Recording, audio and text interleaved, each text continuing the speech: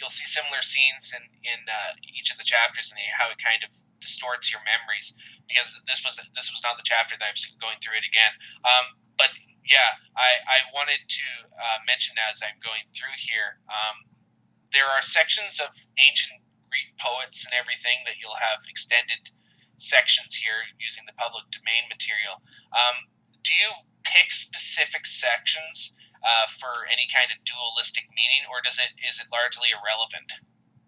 What do you mean pick specific sections? Do you pick like a specific section, say, of the Odyssey, and do you use that specific section for a dualistic meaning, Yes. or is it at times just frivolous? If a character is reading something, for instance, it depends. Like there's two or three anarchist speeches or something that I have later on, and there, for example, like I said, some of the Foundation characters are required by the Mule to read this political nonsense, and so I'll take sections. I might only be interested in 4 or 5 paragraphs.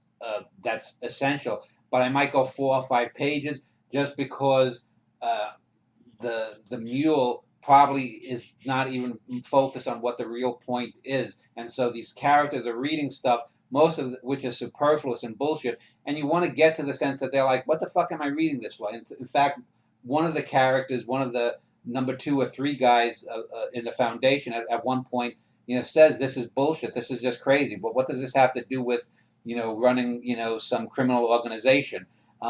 And so when I have a poem or something, or something that repeats, yeah, it depends. I mean, each of those is chosen for a specific reason, but not necessarily because I sometimes will give more than is needed because it adds a little bit to the realism, especially if it's something that seems irrelevant and I want the characters to show them kind of boredom. You can get away the very fact that Bit von Rheingold might be reading yeah, some Cicero or something is odd, but the fact that he's reading something and it may not have any particular relevance. Why is he reading this? Or why is that character reading that?